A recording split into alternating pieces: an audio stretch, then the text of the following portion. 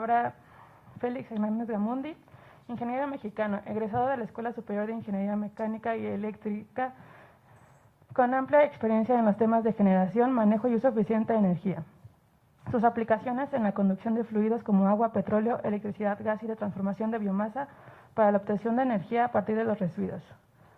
Fue representante del IPN ante el Consejo Nacional de Huelga en el Movimiento Estudiantil de 1968. Forma parte del Comité 68 y de la Fundación para la Democracia. Muchas gracias. Igual que han dicho Andrea y Luis, es un honor estar en esta mesa. Bienvenidos. Bienvenidos todos. Yo quisiera retomar un poquito las reflexiones importantísimas que han formulado tanto Luis como Andrea. Esta idea que nos ha dejado Luis de que estamos ante la posibilidad de reinventar América Latina, creo que es un asunto de la mayor importancia. En México, el pueblo mexicano es un pueblo solidario, por naturaleza, por vocación y a final de cuentas por decisión propia, que este es un elemento fundamental. Este ha sido un pueblo, y hablo del pueblo deliberadamente, este ha sido un pueblo capaz de solidarizarse con todos los pueblos del mundo que luchan por su libertad, por su independencia y por construirse una vida y un futuro mejores. Nos dice también Luis, la lógica de la reconstrucción o del reinventarse América Latina no puede tener como eje el libre comercio. Y entonces me desarmó, porque digo, estoy de acuerdo con él, pero decía yo, pensando un poco al escucharlo, tampoco puede ser solamente la solidaridad. Tenemos que ir mucho más allá de la solidaridad, porque entonces lo que tenemos que buscar es cómo construir caminos y destinos comunes para nuestros pueblos. Y del lado de México, creo, es muy claro, durante muchos años los gobiernos mexicanos voltearon para el otro lado. Y tenemos que ser capaces, para usar una expresión muy popular, de virar nuevamente y volver a mirar hacia el sur y encontrar la manera de reconstruir el sueño de Bolívar, el sueño de Martí y el sueño de nuestros más grandes luchadores mexicanos para construir una patria común, para construir como soñaran todos estos grandes hombres nuestros, incluidos Andino, la patria grande. Creo que tendríamos que ir por allí.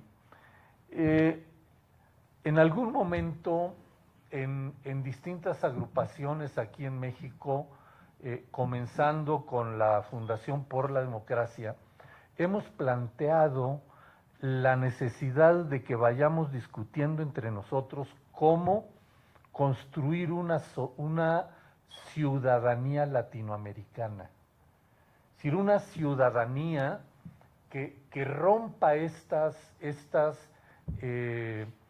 divisiones artificiales entre nuestros pueblos y que seamos capaces de identificarnos como uno solo, desde el río Bravo para abajo, como una gran patria, como un solo gran pueblo, donde hay un crisol de culturas, donde hay una profundidad enorme de pensamientos y de sentimientos, y que durante muchos años son pueblos que han estado sometidos al interés imperial.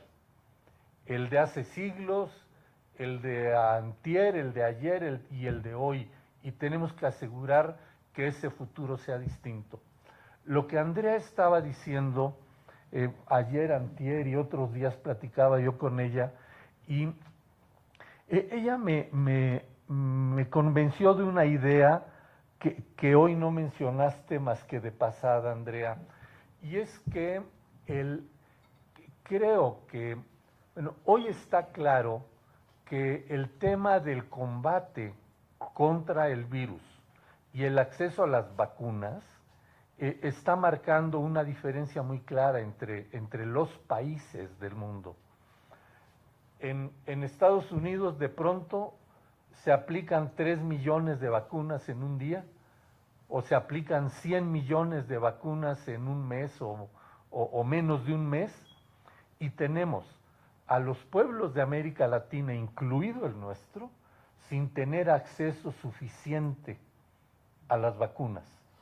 Aún aquí en México que tenemos que ha habido un acceso significativo que se ha acelerado las últimas semanas, si sacamos cuentas, estamos hablando de que las vacunas que han estado disponibles para nuestro país representan la posibilidad de vacunar a una tercera parte de nuestra población nada más.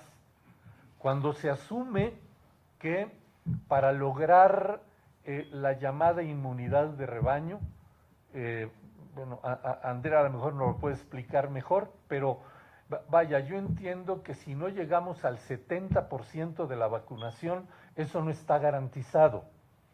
Y si no logramos esto de poder llegar al 70%, casi podríamos decir que el 30 o el 40% que se haya aplicado puede resultar inútil en el mediano y largo plazo.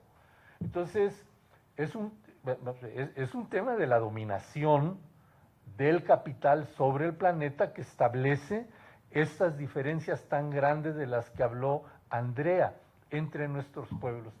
¿A qué me refería cuando ella me dijo, es que el tema es combatir las patentes de las vacunas? Que entiendo que es a lo que se refirió ella cuando habla de la intervención drástica de Brasil en aquel momento de la epidemia del VIH. Bueno, ese es el tema que está hoy sobre la mesa. ¿Cómo lo combatimos? ¿Cómo sobreponernos a esta situación? Donde tenemos dos pueblos como el venezolano y el cubano sometidos a este bloqueo criminal en la forma en que Luis lo señaló. Tenemos que avanzar. Es correcto el planteamiento de la solidaridad, pero creo que tenemos que hacernos planteamientos más allá de eso. ¿Cómo impedir esta brutalidad que se presenta en el trato contra los migrantes que vienen de Sudamérica, de Centroamérica, del Caribe, de nuestro propio país hacia el norte, y que vienen de otros confines del mundo hacia el mismo lugar, no solamente de América? Bueno, tenemos que encontrar la manera de plantearnos las cosas. Recojo completamente el planteamiento que hace Luis también. Dice, en este proceso de reconstrucción o de redefinición más que de reconstrucción, debemos tener el cuidado suficiente de no tener que excluir en la ecuación a China por las cosas como se están dando. Entonces, yo de verdad celebro la realización de este evento. Creo que tenemos que ir dejando temas anotados. En el momento de la coyuntura actual con la pandemia, el asunto del acceso, ahora es el acceso a las vacunas, pero en muy cortito tiempo va a ser el acceso a los medicamentos para atender el mismo virus, porque este es un asunto que aquí lo vamos a tener, quiero decir, en el planeta, por muchos años, de aquí para adelante. ¿Cuántos? No lo sé, pero por mucho tiempo. Entonces, hoy es el tema de las vacunas, pero este es un momento de emergencia. Si me equivoco, me corriges, Andrea, por favor, pero es un momento de emergencia. Pero una vez pasada la emergencia no quiere decir que el problema se resolvió. No significará eso. Tenemos que entender que el asunto va más para adelante en el tiempo y que entonces tenemos que ser capaces de plantearnos soluciones que vayan también en ese horizonte del tiempo. anotar el tema de las patentes, porque el tema de las patentes de las vacunas también afecta a otras cosas. Los grandes laboratorios farmacéuticos han tenido secuestrado a la humanidad con el tema de las patentes en la producción y distribución de medicamentos en general. Aquí en México estamos en la crisis por el COVID-19, pero también tenemos otros daños alrededor colaterales con la falta de medicamentos para enfermos de cáncer, de enfermos de diabetes y de otro tipo de enfermedades graves de esta naturaleza, y caemos al mismo tema. Yo digo, es otro tema que necesita dejarse anotado, y yo insisto en el asunto de la construcción de una ciudadanía latinoamericana y el construir procesos o generar procesos de construcción de fuerza social, de los movimientos sociales entre nuestros pueblos, para poder hacer frente de manera eficaz a estas plagas, y no hablo ya del COVID ni de las otras enfermedades, sino de estas plagas que nos atacan desde todos lados con el poder del dinero. De cualquier manera, nuestra solidaridad absoluta tiene que estar con el pueblo venezolano, con el pueblo cubano, con el pueblo haitiano y con el pueblo puertorriqueño, sin ninguna duda. Muchas gracias.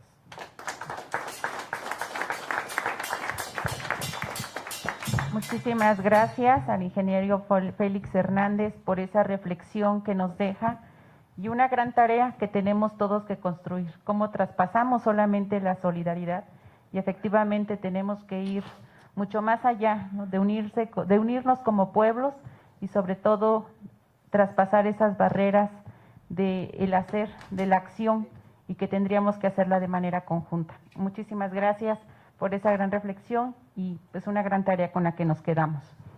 A continuación, le toca la participación al canciller de la República Bolivariana de Venezuela, Jorge Arreaza, a quien agradecemos su presencia el día de hoy, y también reconocemos el interés y la disposición que existe por parte del pueblo venezolano por interactuar con las organizaciones sociales, por interactuar con los diferentes sectores en México que estamos en lucha.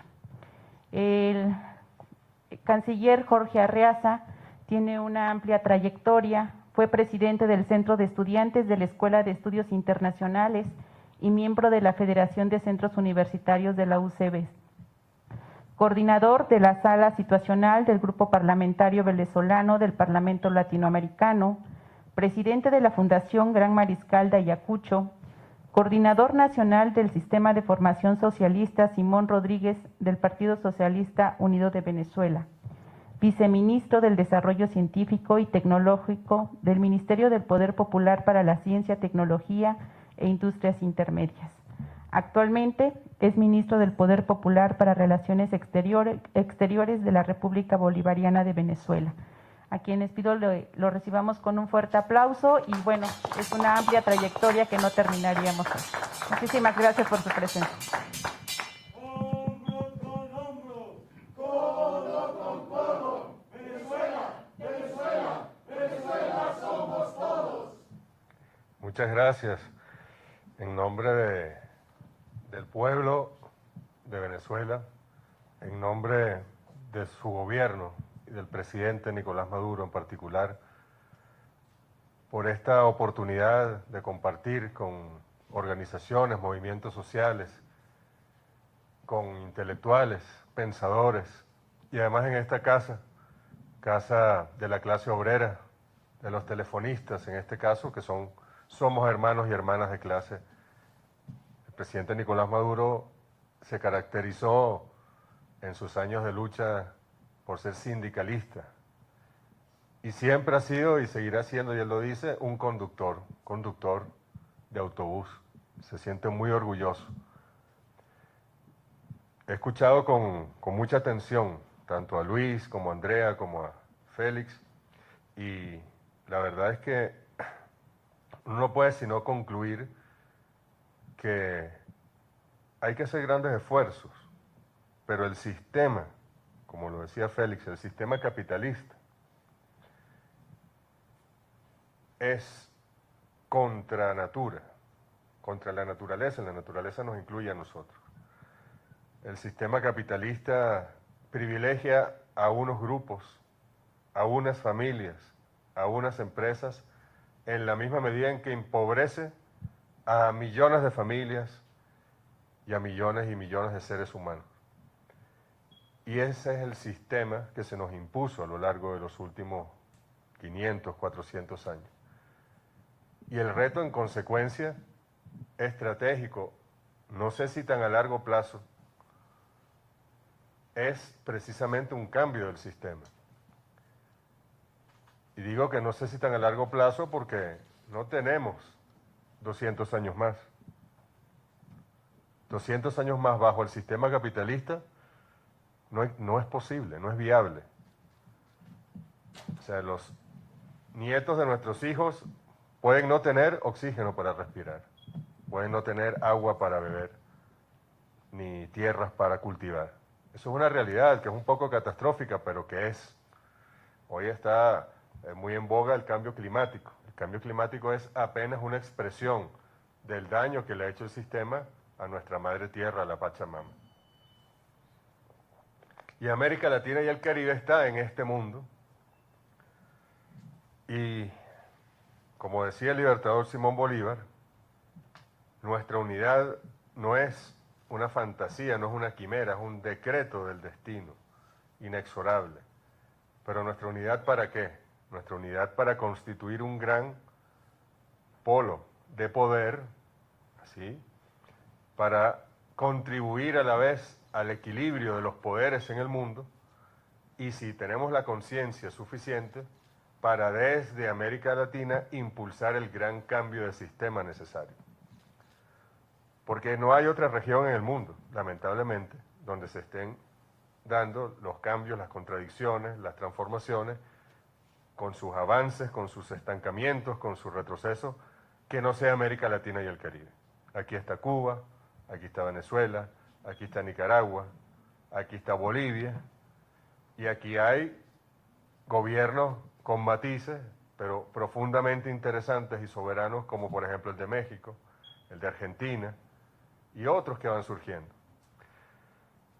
Y lo más importante, esta mañana fuimos a visitar a un grupo de indígenas mexicanos, otomí, que tomaron un espacio hace muchos años, en una lucha larga, aquí en Ciudad de México, y finalmente con su lucha terminaron viviendo dignamente en unos hermosos departamentos, con sus hijos, y lo más importante, con su cultura, con su lengua, con su tejido, con su música,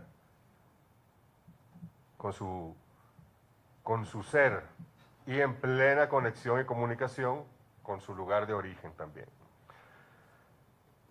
Estos pueblos son pueblos eminentemente solidarios. No digo solo los indígenas, me refiero también a los indígenas, nuestros campesinos y campesinas, nuestros obreros y obreras, los más humildes entre los humildes. Somos solidarios, solidarias. ¿Qué quiere decir eso? Que nosotros como pueblos no existimos en estas tierras para destruirlas. No existimos en estas tierras para destruir al otro, a la otra, para ir a una guerra por la comida, para ir a una... No, nosotros estamos para la convivencia, para el compartir, como decía el maestro Simón Rodríguez, maestro de Simón Bolívar, para entreayudarnos. Quiere decir eso que si pudiésemos medir, es un poco quizá fuera de la lógica científica lo que voy a decir, pero si pudiésemos medir cuál es la ideología de los pueblos de nuestra América, nos daríamos cuenta que si hay que acercarla a alguna categoría, es a la izquierda, es al progresismo, es al socialismo, como querramos llamarlo, pero definitivamente no es ni al capitalismo, ni a la derecha, ni a los acumuladores de riqueza, ni a los que quieren la guerra, ni a los que quieren secuestrar los medicamentos, etc. Si hay verdaderas democracias, y ese es el gran reto, ¿cuánto le costó al presidente Andrés Manuel López Obrador finalmente ser presidente? Fue una lucha por la construcción de un movimiento que tuvo derrotas, que sufrió fraudes electorales y que finalmente dio en el blanco, y hubo una gran victoria popular que hay que cuidar con sus contradicciones. En todos nuestros procesos tienen contradicciones y tienen virtudes y tienen incertidumbres, pero hay que cuidarlos a todos.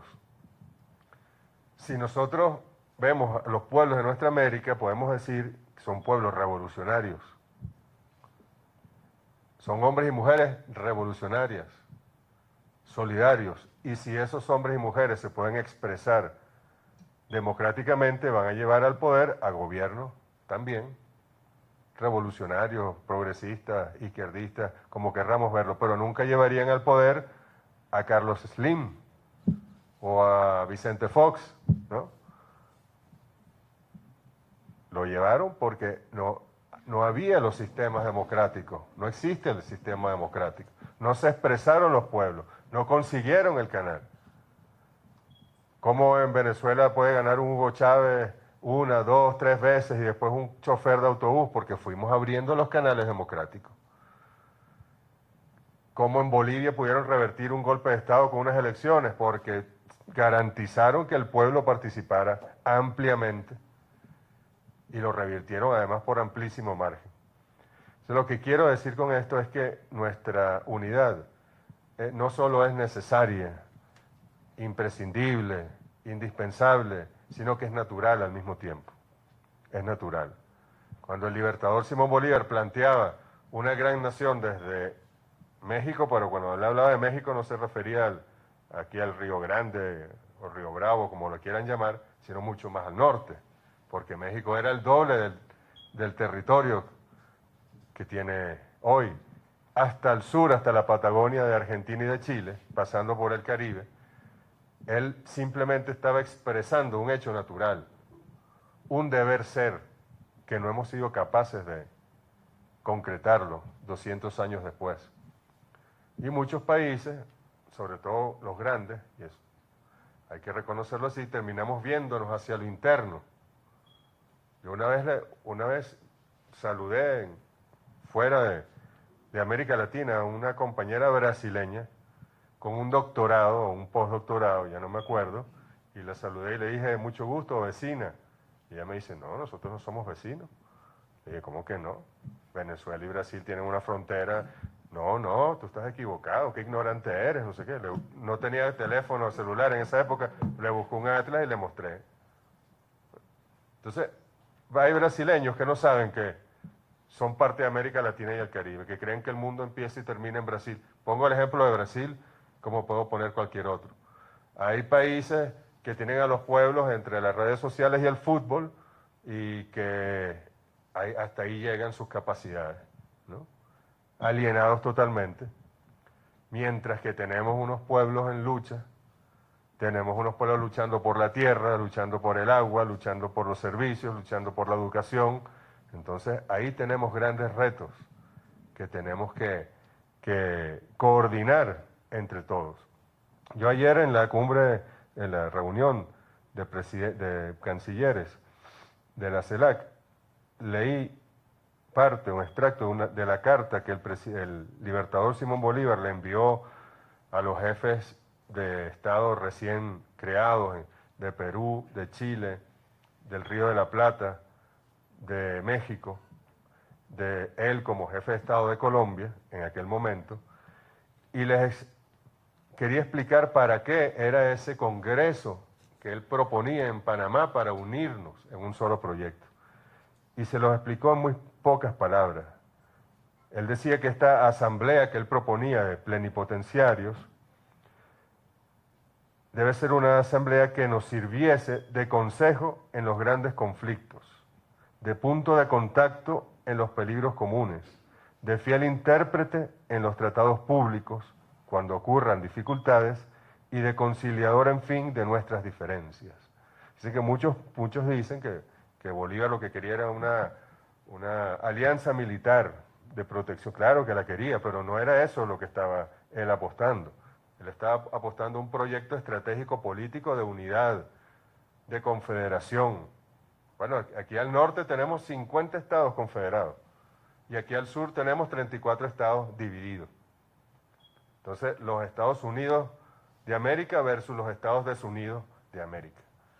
O sea, esa ha sido la gran apuesta del capitalismo, dividirnos, desunirnos, mantenernos alejados, a espaldas. Antes de la Revolución Bolivariana, Venezuela, que tiene una fachada caribeña, amplia, y muchos venezolanos no sabían que somos hermanos y tenemos fronteras también con países independientes como Dominica, como San Vicente, como San Cristóbal, como Trinidad y Tobago, y tenemos fronteras con Holanda, con el Reino Unido, con Francia y hasta con los Estados Unidos, porque tenemos una frontera al norte que da con Puerto Rico. Y ese mar de puertorriqueño es oficialmente y lamentablemente estadounidense. Por eso, y para tratar de redondear la idea, yo estoy de acuerdo con lo que todos han expresado, pero esa reinvención de nuestra América Latina y caribeña debe hacer al mismo tiempo ir a nuestros orígenes, entender cuál es la historia de nuestros pueblos, la resistencia de los pueblos indígenas, la resistencia de los pueblos esclavizados que forzaron su extracción desde África y los trajeron hasta nuestras tierras, el mestizaje que eso produjo posteriormente y cómo nos reencontramos con nuestra historia, con nuestros principios, con nuestra identidad, con nuestra nacionalidad. El general Augusto Calderón Sandino de Nicaragua proponía una nacionalidad latinoamericana y se inspiraba en ello en el cumplimiento del supremo sueño del libertador Simón Bolívar.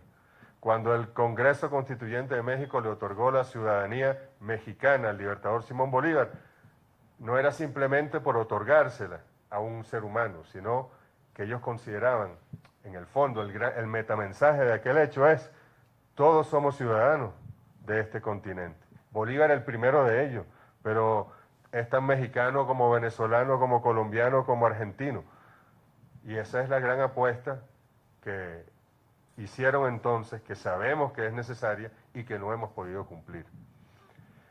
Hubo experiencias interesantes, quizás la más interesante, y creo que por eso trataron de destruirla y está congelada en este momento, fue la Unión de Naciones del Sur, la UNASUR. La UNASUR, que son los 12 países de América del Sur, que la crearon, era una propuesta brasileña, incluso antes de Lula, del presidente Cardoso, y luego se fue trabajando, se creó entre los años 2007 y 2008, y ahí estuvieron el presidente Chávez, los presidentes Kirchner y Fernández, el presidente Evo Morales, el presidente Correa, el presidente Tabaré Vázquez, Pepe Mujica, todos pues los de Sudamérica en ese momento, pero no era solo un foro político, que es muy necesario, y lo era un foro que tenía una institucionalidad. Ahí había, doctor Andrea, un Consejo Suramericano de Salud, que era un consejo de avanzada, donde tributaban todos los ministerios de salud, tributaban todos los expertos, universidades, centros de investigación, a soluciones conjuntas, a programas conjuntos de investigación, de procura. Había un consejo de defensa, que fue difícil que Colombia, con Uribe al frente, aceptara entrar, y aceptó finalmente, donde se reunían los ministros de la defensa de los 12 países a garantizar la seguridad de América del Sur. Había un consejo de telecomunicaciones, donde ya estaban diseñando cómo hacer los anillos estos del flujo de internet exclusivamente suramericanos o latinoamericanos, sin que tuvieran que pasar por Estados Unidos, etc. Había hasta proyectos aeroespaciales de la UNASUR, y había un consejo social suramericano donde se evaluaban las políticas de vivienda, las políticas de educación, las políticas para las tierras.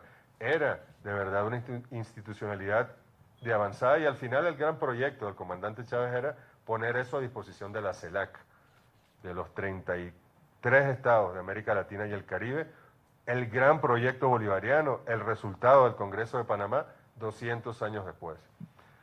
Pero la UNASUR fue lo primero que hicieron. Cuando ya en América del Sur nos desplazaron en Ecuador, en Brasil sobre todo, que era el gran líder de aquel proyecto, y bueno, y Argentina, etcétera, Uruguay, Paraguay, bueno, entonces matemos este proyecto. Y eso no solo es porque lo piensan esos gobiernos, es una orden que les dan desde Washington.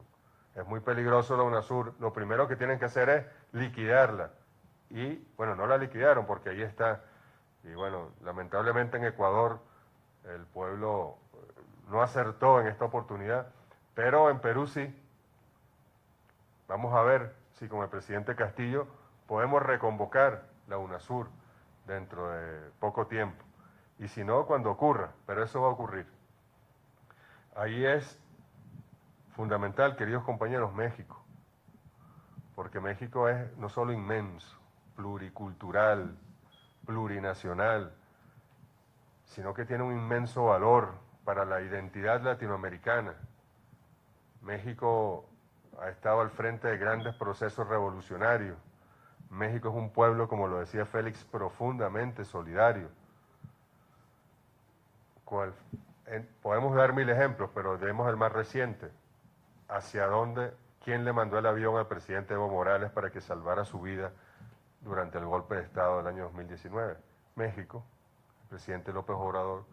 ¿Dónde vamos a negociar el gobierno de Venezuela y la oposición venezolana en los próximos meses? En México. ¿A dónde vinieron de todas partes de nuestra América del Sur, cuando las dictaduras más terribles, como de la América Central también, a refugiarse? A México, fundamentalmente. ¿Cuál fue el único país de este continente que no rompió relaciones con Cuba? Cuando Cuba fue expulsada de la OEA y prácticamente agredida por el mundo entero, México. Y ahora más, si México de verdad ve hacia el sur, y no solo ve, si México se asume como una de las principales potencias de esta Suramérica, digo yo, para diferenciarlo de norte, una América en el norte y una América en el sur. Ahí tendremos nosotros parte de la batalla ganada. Y creo que el presidente López Obrador disparó ayer, no fue un tiro, fue una metralla en esa dirección. Si no pudieron verlo, y yo hasta pediría, con todo respeto, que lo lean, no solo lo vean, o que mientras lo ven lo lean, porque es que es algo que hay que subrayar, hay algo que mantener allí, porque las palabras del presidente López Obrador ayer en el homenaje al libertador Simón Bolívar fueron doctrinarias. Creo que fueron luces que lanzó para que los pueblos de América Latina, y en primer lugar su pueblo mexicano, entiendan el momento histórico, se pongan en la situación de guerra, pero no de guerra militar, sino de guerra social, de guerra política, de guerra cultural, para de una vez por todas conformar la unidad latinoamericana. El presidente López Obrador llegó ayer a decir que hay que sustituir la Organización de Estados Americanos, la OEA, por la CELAC, por ejemplo. Y no fue que dijo hay que eliminar a los Estados Unidos e irse con China, ¿no? Evaluó las capacidades de China y cómo hay que considerarla en este momento histórico en el mundo, pero también dijo, al continente no le conviene un Estados Unidos hundido, colapsado, vencido por China. Debemos lograr un equilibrio y que podamos nosotros, con Estados Unidos, acordar relaciones de respeto, virtuosas, de beneficio mutuo, de ganancia compartida, y no de dominación, no de golpes de Estado, no de magnicidio, sino de entendimiento. Eso es posible, a eso hay que apostar. El presidente Chávez y el presidente Correa decían hace muchos años que la CELAC debía sustituir a la OEA y que las cumbres de las Américas, que son estas reuniones donde se reúnen todos los jefes de gobierno del continente completo, debían ser el foro donde se encontraran cada 2 años o 4 años los países de la CELAC con los dos países de América del Norte, con Estados Unidos y Canadá, y que allí se estableciera un diálogo entre esos dos grandes bloques de poder, CELAC, América Latina y el Caribe, y América del Norte. Hacia allá tenemos que apuntar. Pero insisto y termino por donde comencé, en que dentro del marco del capitalismo no vamos a poder culminar con éxito esa tarea. Porque si el control de los procesos lo tienen las corporaciones y no lo tienen los pueblos, entonces ¿qué y quién y quiénes vamos a unir? Entendamos algo, el imperialismo, eso que en un momento dado fue una palabra casi vedada, prohibida, satanizada, y ayer el discurso del presidente López Obrador fue antiimperialista. Pero el imperialismo no es Estados Unidos, el imperialismo no es la Casa Blanca, el imperialismo es una serie de corporaciones militares, o sea, para la industria de la guerra, de corporaciones farmacéuticas, de corporaciones tecnológicas, de grandes bancos y instrumentos financieros. Eso es el imperialismo. Eso no tiene rostro ni bandera y tiene expresiones en algunos gobiernos. El más importante de ellos es el gobierno de Estados Unidos, pero también lo tiene en Londres, lo tiene en Bruselas, lo tiene en Madrid, lo tiene en Tokio y lo tiene en Bogotá o en Santiago. Entonces eso es el imperialismo. La Casa Blanca es donde está un señor que el imperialismo nombra allí y listo. Él hace lo que le indican esas corporaciones. Entonces nosotros tenemos que lograr tener el poder político en nuestros pueblos. Nosotros tenemos que ayudar a México a que preserve el poder político en todos los niveles, pero estamos hablando del poder, en este caso ejecutivo, presidencial. Tenemos que ayudar a Cuba a que preserve su revolución y que se mantenga en el poder. Tenemos que ayudar a todos nuestros compañeros, como un solo cuerpo, para que de verdad nos podamos unir. Hay una experiencia muy bonita de unión en nuestra América, que es el ALBA, la Alianza Bolivariana para los Pueblos de Nuestra América. Allí estamos, en este momento, 9 países. Ojalá que, bueno, este lunes hay elecciones en uno de los estados del Caribe, ojalá que puedan reincorporarse al ALBA pronto. Pero el ALBA no se fundamenta ni siquiera en asuntos, hay comercio justo entre nuestros países, pero no es un tema de unión aduanera, de aranceles, no, es un tema de quienes necesitan leer y escribir y vamos y alfabetizamos, quienes necesitan ver, y hay una gran operación médica que se llama Operación Milagro, que va y le da vista a quienes no la tienen, con operaciones que son sencillas, de 10 minutos, de 15 minutos, pero que son muy costosas porque el capitalismo las ha hecho costosas. Quienes tienen problemas de discapacidad y vamos y atendemos a esas personas. Quienes tienen problemas de vivienda y vamos y atendemos a esas personas. Y el ALBA no es solo gobiernos y presidentes y primeros ministros, el ALBA es también movimientos sociales. Hay un consejo de movimientos sociales en el ALBA que es tan importante como el consejo presidencial del ALBA, de los gobiernos. Por eso, perdón, es que tomemos lo mejor de las experiencias que hay. Aquí hablé de dos, UNASUR y ALBA, pero hay cosas muy interesantes en CARICOM, por ejemplo, en el Caribe, incluso la comunidad andina tiene desarrollos institucionales interesantes, el SICA, y veamos cómo armamos, pero eso sí, garanticemos que el pueblo tenga el poder político. Y eso solo va a ocurrir, no solo manteniendo unos partidos, una movilización popular en unas elecciones para que votemos por un determinado proyecto, sino con la organización popular.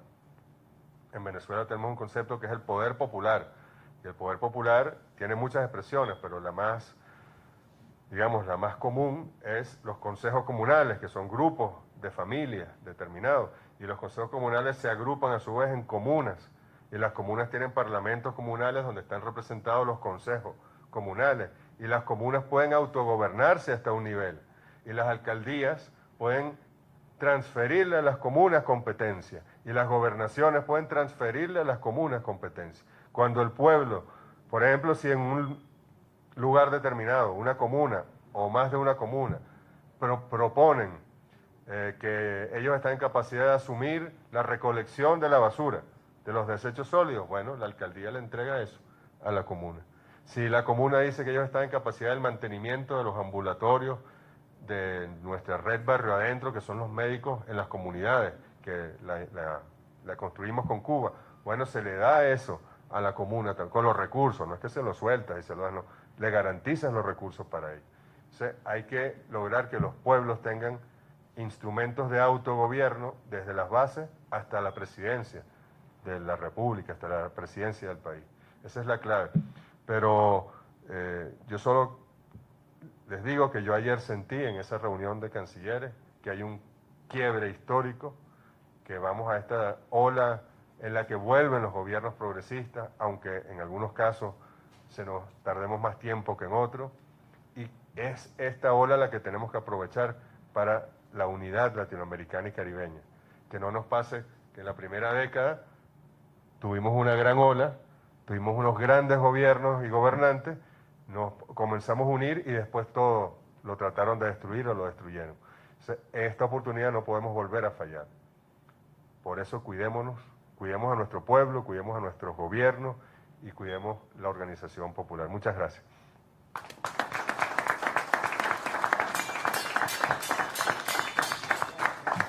Muchísimas No me da la gana ser una colonia norteamericana.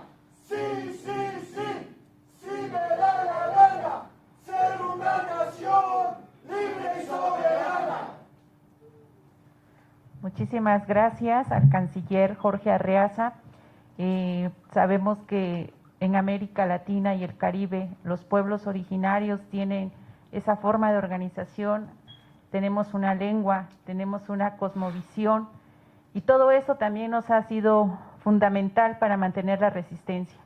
Pero decían, ¿no? ¿Cómo hacemos de esta América Latina y del Caribe uno solo? ¿Cómo logramos ser un solo pueblo?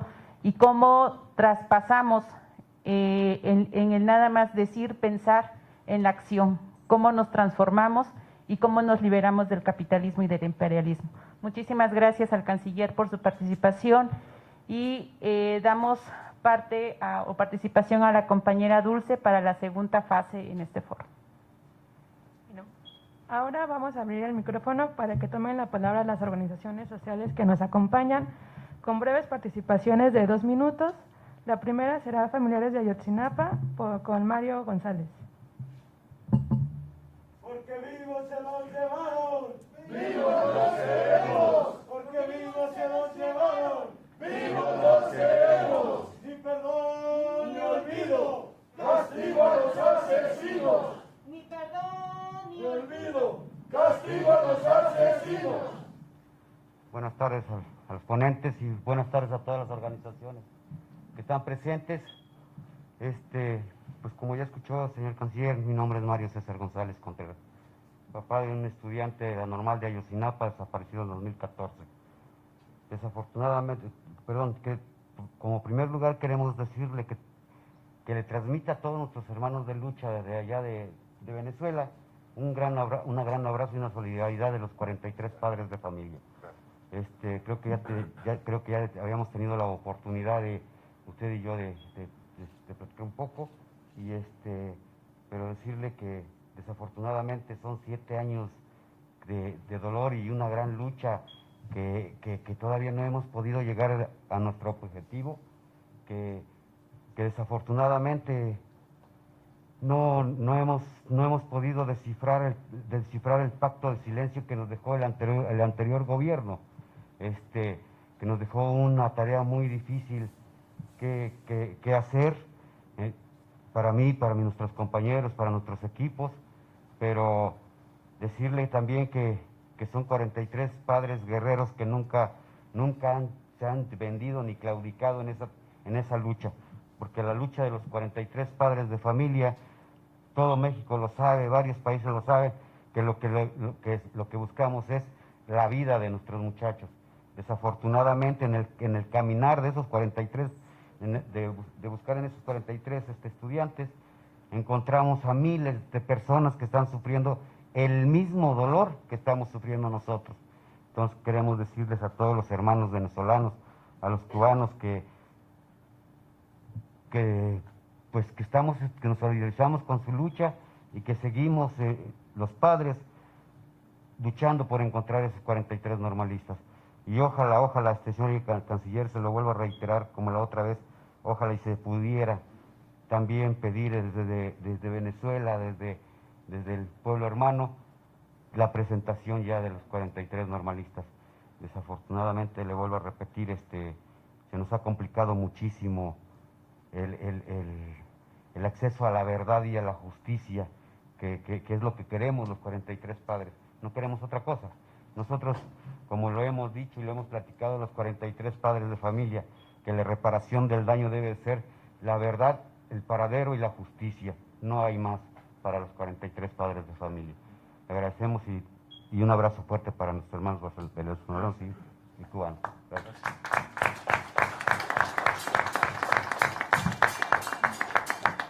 A continuación, le pediremos al compañero Arturo de Iglesias por la Paz para que tome la palabra, por favor.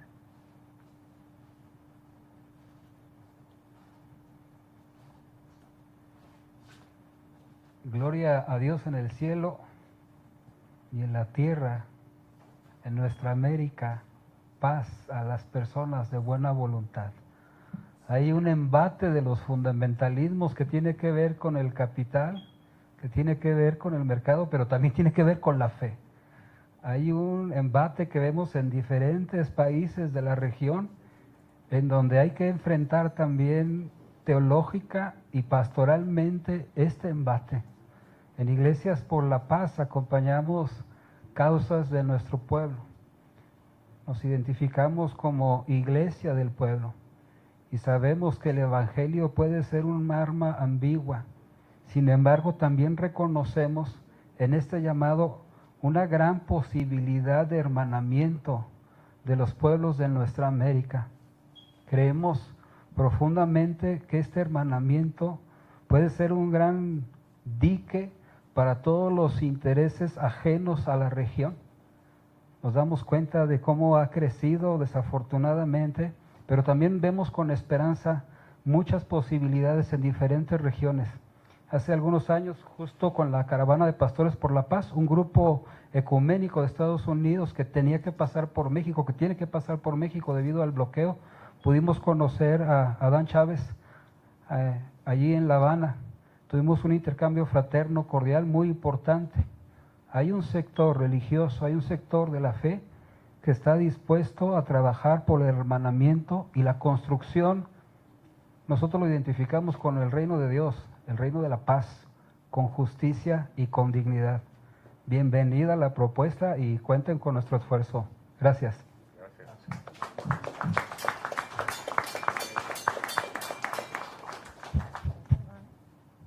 Ahora le daremos la palabra al compañero Natael, de la Coordinadora Nacional de Trabajadores de la Educación de la sección 22 de Oaxaca. Buenas tardes, señor canciller, compañero Carlos, hermanos y hermanas de las diferentes organizaciones aquí presentes. Reciban un cordial y fraternal saludo de parte de la sección 22 de la Coordinadora Nacional de los Trabajadores de la Educación de Oaxaca. Muy interesante los comentarios que han hecho los ponentes, las participaciones que han habido. En Oaxaca nosotros hemos trabajado muy de cerca con las comunidades originarias, con los pueblos originarios, y estamos convencidos de lo que ustedes dijeron. La única forma de cambiar la situación de nuestros pueblos es retomando los principios que han regido históricamente estos pueblos, que es la ayuda mutua, el tequio, lo que ustedes acaban de comentar. ¿Y cómo lo podemos hacer? Creo que ahí nada más nos faltó un puntito. ¿Cómo lo hacemos? Fortaleciendo la identidad de nuestros pueblos, porque es precisamente ahí donde el capitalismo ha entrado fuertemente a desvalorizar lo que nuestras comunidades, nuestros pueblos originarios han practicado por lo largo de los años, y lo que ha hecho que hasta estos tiempos todavía hemos estado, o todavía están resistiendo y todavía conservan gran parte de su cultura.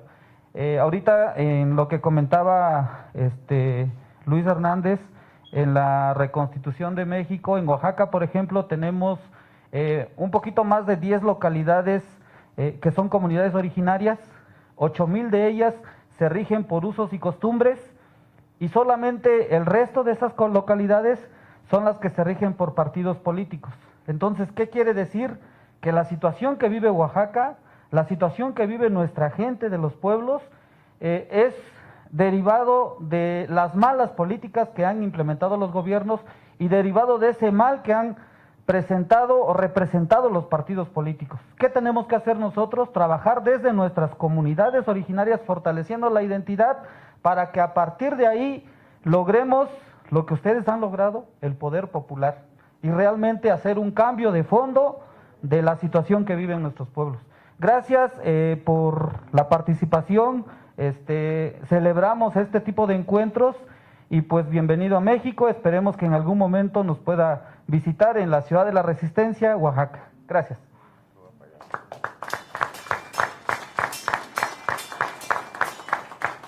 Ahora pediríamos la presencia de la compañera Hortensia del Frente de Pueblos en Defensa de la Tierra. Venezuela vive, la lucha sigue.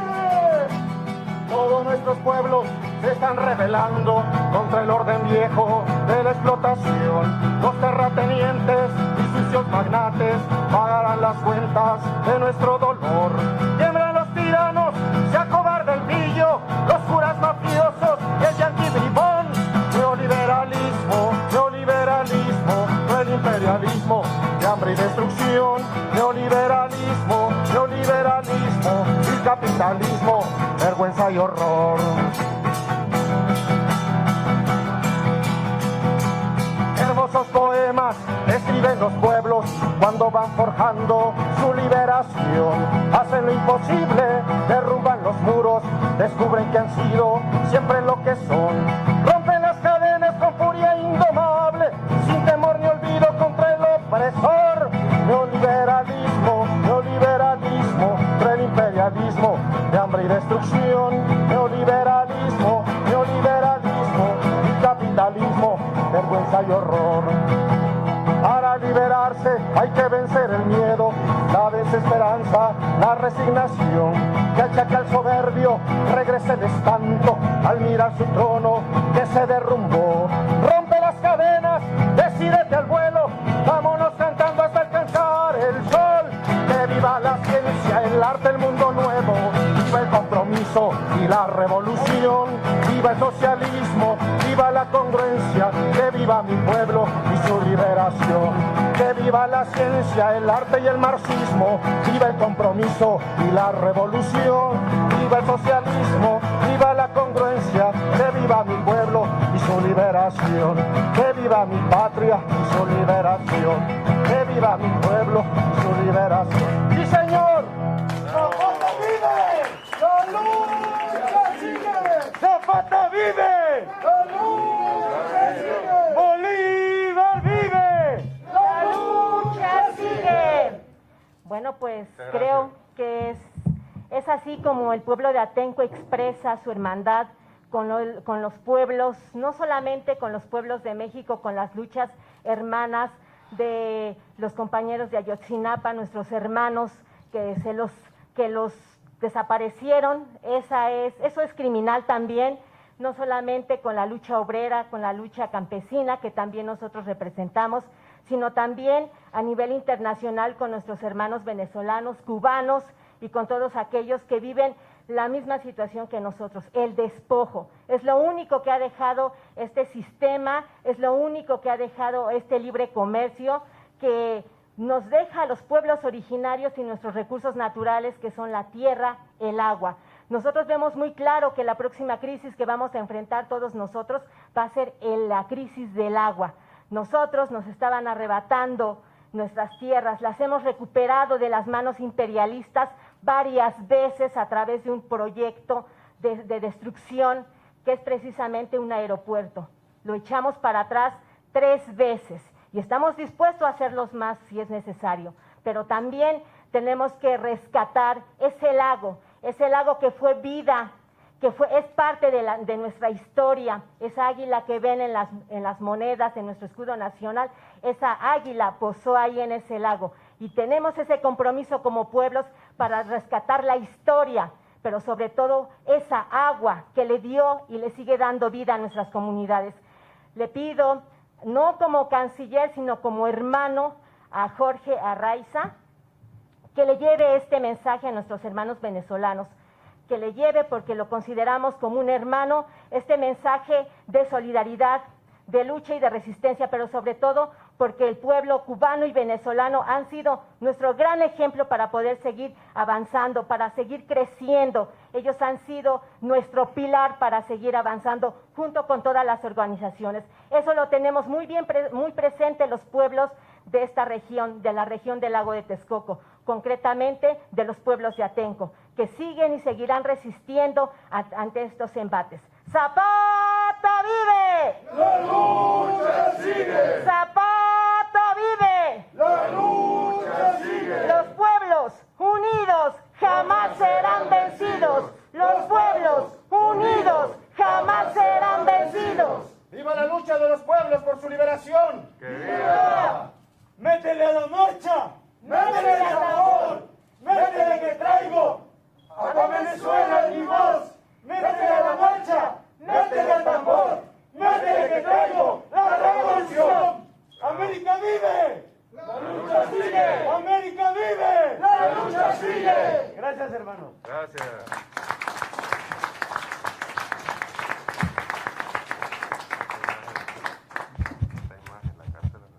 Bueno, para cerrar la participación de las organizaciones sociales, nuestra compañera Edna Alcántara, corresponsal de México de la agencia Shiwa.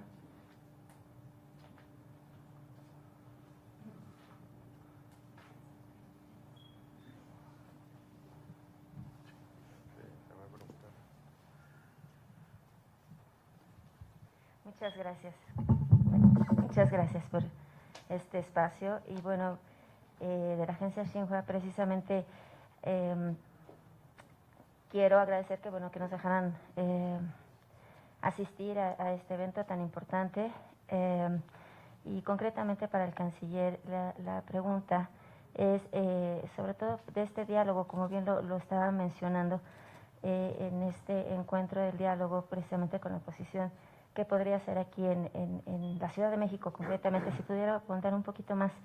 Y la segunda, para no también entorpecer el evento, también, bueno, recientemente se cumplieron más de 40 años precisamente de la relación, el establecimiento de la relación Venezuela-China. En este caso, ¿hacia dónde se tiene que dirigir para cumplir los 50 años, el medio siglo? Gracias.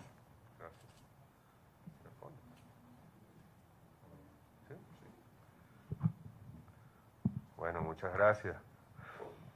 ¿Va a haber más intervenciones o ya? Porque, bueno, déjenme primero decirles que nos sentimos muy satisfechos porque ha habido intervenciones con muchísimo contenido, calidad y claridad, que es lo más importante. Y además muy emotivas. Nos llevaremos este símbolo de lucha y orgulloso de que el pueblo de Zapata le comparta con el pueblo de Bolívar y de Chávez las luchas del pasado y del futuro. Y con respecto a lo que preguntaba la periodista, nosotros vamos a un proceso de diálogo más, hemos tenido mucho, de hecho nuestro país está en calma y en paz gracias al diálogo político. Los contactos con las oposiciones políticas en Venezuela son diarios.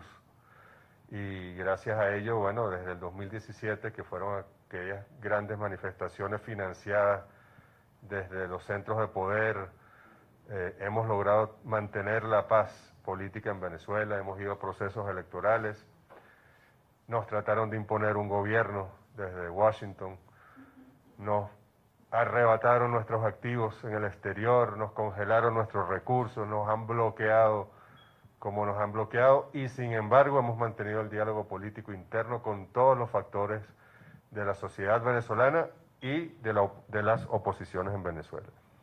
Y este año vamos por una vez más, ya lo hicimos en 2019, pero por la constancia de Noruega, por la hospitalidad de México y por la voluntad del gobierno de Venezuela y las oposiciones vamos a reunirnos de nuevo aquí en México con el espíritu de, bueno, acordar sin ningún tipo de pacto ni agenda oculta, sino de discutir, debatir y tomar las mejores decisiones para Venezuela. Y que ocurra en México para nosotros es muy importante y simbólico.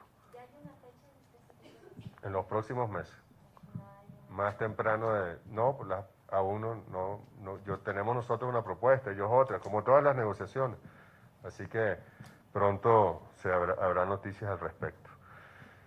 Y sobre China, bueno, tenemos una relación virtuosa, una relación donde ambos pueblos se han beneficiado. Venezuela ha exportado muchísimo petróleo hacia China y hemos recibido, bueno, créditos, financiamientos y además, por ejemplo, la mayoría de las vacunas en Venezuela las hemos podido comprar en China a pesar del bloqueo, a pesar de las sanciones, que eso es algo que nuestros compañeros deben saber. Si nosotros para poder comprar comida, medicamentos, no podemos usar la banca internacional. Imagínense ustedes que ustedes no pudieran pagar con una tarjeta de débito o con su tarjeta de crédito, o que no pudiesen depositar y retirar dinero de su banco. Bueno, que nosotros como nación nos ocurra eso. Hasta para pagar la cuota anual en Naciones Unidas hemos perdido el derecho al voto en varias oportunidades en Naciones Unidas porque no hay manera de hacer llegar el dinero, como no la hay para importar los medicamentos. Hemos ido aprendiendo, tenemos buenos amigos en el mundo, como China, como Rusia, y tenemos amigos sancionados en el mundo que desde hace muchas décadas, como Irán, como Cuba. Bueno, no es sancionado es la palabra, porque Estados Unidos no tiene facultad legal ningún país para castigar a otro, pero mucho menos Estados Unidos tiene autoridad moral para castigar a nadie. Los pueblos del mundo deberían sancionar a los Estados Unidos, a la élite que gobierna los Estados Unidos, no a su pueblo. Y hemos ido construyendo una alianza, alianza estratégica integral en muchísimas áreas y que ha beneficiado mucho a ambos pueblos, sobre todo al venezolano en estos momentos de agresión, de dificultad, de sanciones, de bloqueo, y vamos a profundizarla cada día más. Muchas gracias.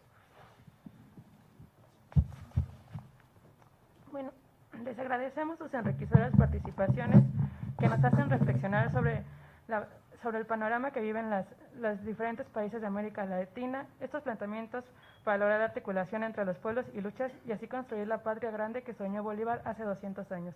También les pedimos que este ejercicio de diálogo sea el primero de muchos y que lleven un saludo fraterno al pueblo de la República Bolivariana de Venezuela. Por supuesto que sí, muchas gracias. Les agradecemos.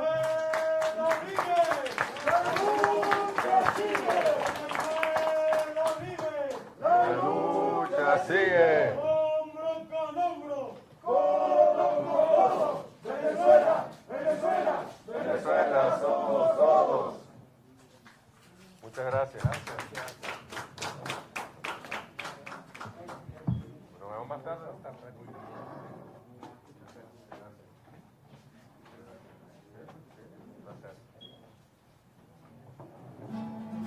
al tambor, al tambor, al tambor de la alegría. Yo quiero que te entregues al tambor de la alegría. Al tambor, al tambor, al tambor de la alegría. Yo quiero que te entregues al tambor de la alegría. ¡Viva Venezuela!